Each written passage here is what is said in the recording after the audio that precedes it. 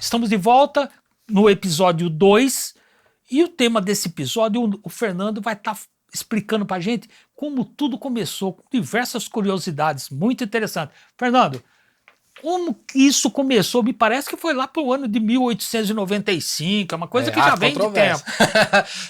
O começo do cinema, né, com os irmãos Lumière. Há uma controvérsia aí porque parece que já tinha gente fazendo cinema antes e tal, mas enfim, não estamos aqui para julgar isso. Lá em 1895, com o começo das gravações do cinema, você já precisava das músicas, né?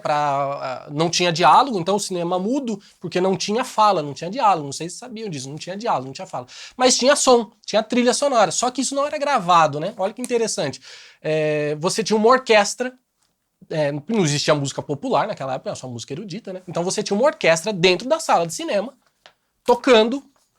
Lembra Tom e Jerry, pra quem é mais das antigas vai lembrar do Tom e Jerry, que vai subir uma escada, um barulhinho de harpa, né? Vai descer, vai fazer o violino fazendo efeitos novos. Então assim, você já tinha os efeitos sonoros, mas feitos pela orquestra, e você tinha a trilha sonora feita pela orquestra. Agora imagina, 3, 4 sessões de cinema, e você com a orquestra tocando, né, 3, 4 vezes a mesma peça ali, o mesmo filme, né, dentro da sala ao vivo, né? Então assim, ali foi o início do som, né, junto com o cinema. Então já nasceu junto, né? Já nasceram juntos. Imagem e som nunca tiveram desconectadas, né? O que houve depois foi uma evolução. Ok? É a chegada do som sincronizado, é isso? Depois veio o som sincronizado, exatamente. Aí você já tinha diálogo, né? Aí se introduziu o diálogo, a fala, então deixou de ser o cinema mudo. Bom, Charlie Chaplin e tal, né? Tudo mudo. As cenas aconteciam e eram ilustradas pelo som, pela orquestra. Depois o áudio sincronizado permitiu que você tivesse diálogos. Só que esse diálogo tem que estar sincronizado, né, com as imagens. Então já foi uma revolução no cinema. E isso nunca andou para trás, né? Isso nunca regrediu, né? O cinema ele nunca, isso não deu certo. Não, ele sempre foi para frente. Nunca foi tirado elementos do cinema, né? As coisas sempre foram adicionadas. Então esse formato de áudio, trilhas e diálogo a gente tem até hoje, né? E essas fases, elas são claras, são bem demarcadas, essas fases aí? Peguei uma colinha porque eu não vou lembrar tudo de cabeça. Essas fases são bem marcadas, né? 1895, então, com os irmãos Lumière, a gente tinha trilha sonora, né? Em 1928, foi sincronizado com diálogo. 29, a gente tem um evento aqui que marcou uma virada aí no cinema, que foi o Foley. E a gente vai ter um episódio exclusivo de Foley, né? Que são efeitos sonoros, são os barulhos da cena, né?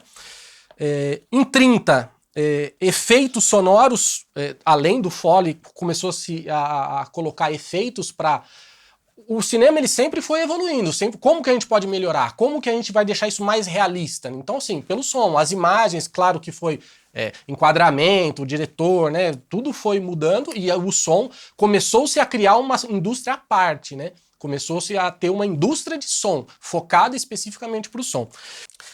Em 1970 a gente teve uma outra grande revolução no som que foi principalmente por Star Wars, teve outros filmes, Poderoso Chefão e tal, mas Star Wars marcou, né, essa inclusão do som de uma forma não mais coadjuvante, né? E agora o som faz parte, assim, sempre foi, né, a trilha e imagem, mas ainda o som não era a expressão que tem hoje, né, que até hoje veio lá do Star Wars, aonde ali você teve efeitos sonoros, e foi quem viveu, eu não peguei essa fase, a gente assistiu depois, estudou depois, mas quem viveu essa fase foi uma verdadeira revolução, né, um marco na história do cinema, né, onde o som foi o protagonista, né, da história, né.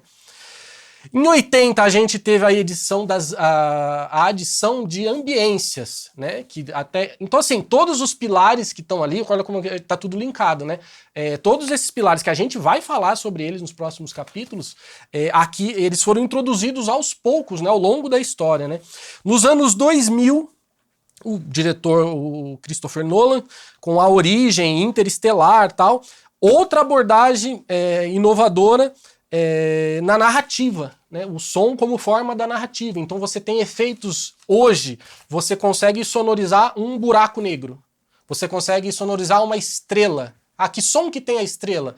Mas estrela não tem som, então. Aí é o mundo do cinema. A gente pode ser diegético ou não diegético. A gente pode ter algo realista ou não realista. O que essa estrela representa nesse momento do filme, né? Ela pode representar uma luz, ela pode representar qualquer outra coisa. Bom, para quem estava esperando um exemplo de para que serve essa profissão, tá aí, ó. O Fernando acabou explicando, e no próximo a gente vai estar falando sobre processo de criação. Não é isso, Fernando? É isso mesmo, que vai exemplificar tudo isso aí que você falou. A gente vai destrinchar aí essa profissão. Bom, até o próximo.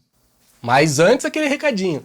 Nosso recadinho aqui de exemplos de superação, como a gente já havia comentado, a nossa profissão permite, né? O artista nunca vai se calar, né? Ele vai conseguir se expressar independente da sua limitação, seja física, não importa, né? O recadinho da Frida Kahlo, né? O exemplo que a gente traz nesse episódio, ela sofreu, né, uma artista mexicana, né, uma pintora, e ela sofreu sequelas da poliomielite, acidentes, a vida dela foi um pouco conturbada, mas ela se superou, a sua arte, né? Então, isso é arte.